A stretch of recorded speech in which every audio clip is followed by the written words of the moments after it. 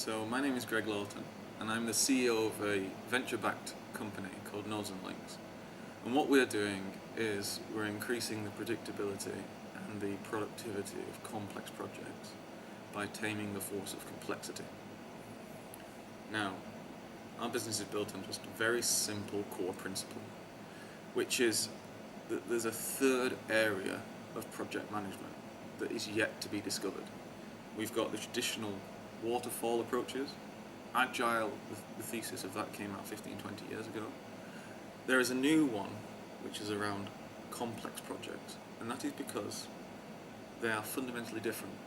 In the world of physics, when things get small, strange things happen.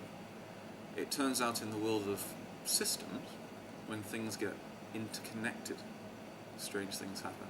And mega projects are probably one of humanity's greatest systems that we put together. Value to me means capability. So my background is in defence, and I have to say that the British government is absolutely fantastic at this, in not defining a specific output, but defining an outcome.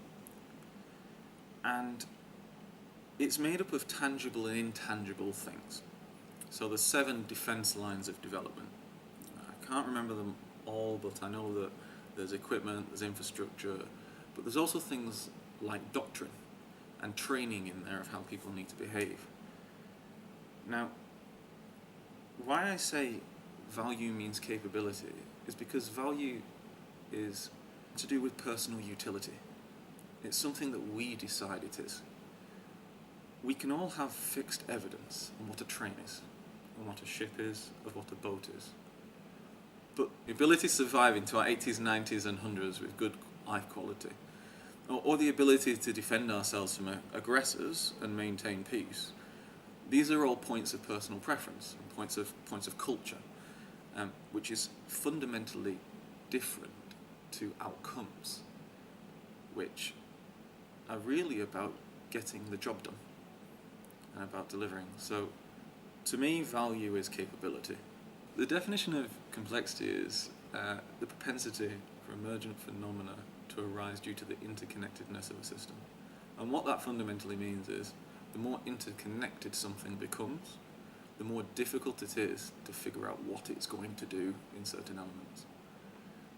Introducing capability into this space makes it more complex.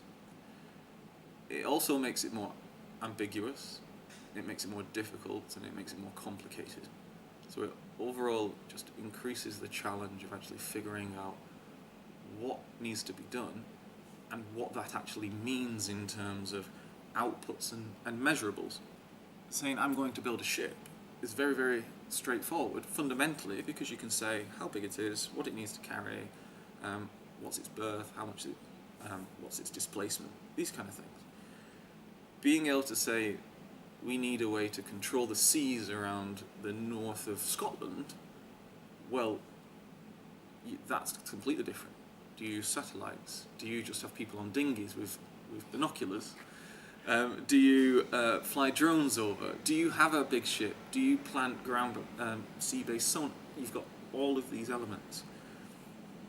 So for me, it makes it fundamentally more difficult. Now the argument is, if you can do capability-based thinking properly, then the argument pays off, because you actually get out what you wanted in the first place.